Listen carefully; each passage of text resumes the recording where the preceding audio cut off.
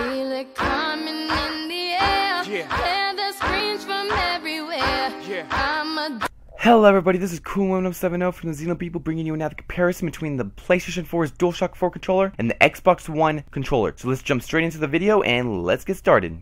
Okay everybody, welcome back, and we're going to start with the PlayStation DualShock 4 controller, which is going to be on the PlayStation 4, obviously, both have 4s in their name. But anyway, starting with this controller, it's a little bit different than the predecessors, the PlayStation 3's DualShock 3 controller and the PlayStation 2 DualShock 2 controller, sorry. It has a lot of different features and just a different form factor whatsoever. I mean, it keeps the form factor, but it changes a little bit. The controller is wider itself, and it also features stuff like the share button, the touchpad, the new D-pad, new analog sticks, new back buttons, and a whole bunch of different things. First of all, the current gen headsets will work with this headset or this controller, and we'll be able to plug it in from the controller just like the Xbox 360s can. Now, what the notice about the back of the controller is the light. The light represents the player. Let's say player 1 is blue, player 2 is red, player 3 is green, and player 4 is pink. These are also the same colors on the same colors as the buttons. X, O, square, and triangle, somewhere around that order. Another thing different about the controller is the touchpad. Now, the touchpad replaces the select and start button, which is a very cool feature now, because now it can act like a cursor. It can add as many different features as developers want to put in it. So that's a very cool thing. It's also going to have a speaker on the controller, as you see right here. The D-pad has changed also, as you might tell. It's more like the Xbox's controller and the Xbox One, not the Xbox 360. So yeah, now the buttons for the analog sticks have now inverted instead of outwards. So that's also like the Xbox controller. So it has some features the Xbox does have,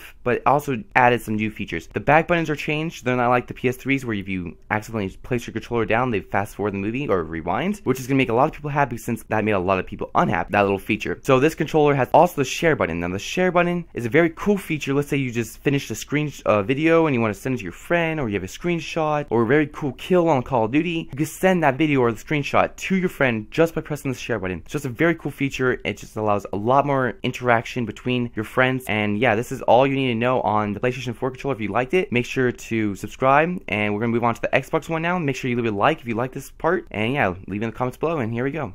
Okay, now we're going to move on to the Xbox One controller, which has over 40 different features. But before we go any further, I want to say thank you to GameSpot for letting me have this video. Without it, I wouldn't be able to make this video. So thank you, GameSpot. If you haven't yet, go subscribe to their channel, subscribe to my channel, and do what you do best and watch our videos. Okay, so jumping straight off, the Xbox One controller has over 40 different features, as I said before, and it's just a very good-looking controller, actually. I'm actually very surprised with it. It has over just a ton of different features about it, but you can't tell from the surface. First of all, the first thing you probably notice is the home button for the Xbox is not in the same spot as now on the top of the controller, and that's a little bit different too. Now it doesn't have a lot of other big features, but apparently there's supposed to be a strap up there like the Vita, or not the Vita, the DualShock 4 controller has, like the touchpad and on the top. The buttons seem a little bit more colorful to me. The analog sticks have changed. They're a little bit more, it looks like a little bit more comfortable. The D-pad has changed. It doesn't have a circular thing going around it anymore. The back has changed. The back doesn't have the battery pack anymore. There's no more select and start button, as the PS4 doesn't have either. There's the Xbox 360 controller, and you can tell the difference between that and the Xbox One controller. It's a little bit wider.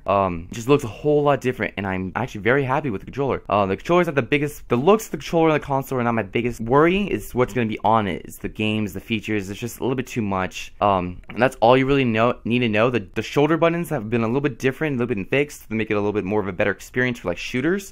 So yeah, I hope you liked this video. I hope you look at the comparison. If you did, make sure to leave a comment which one you like better. Subscribe to my channel. Leave a like for this video, and make sure to go subscribe to GameSpot and my channel. And yeah, this is the end of this video, and I'll see you next time. Peace.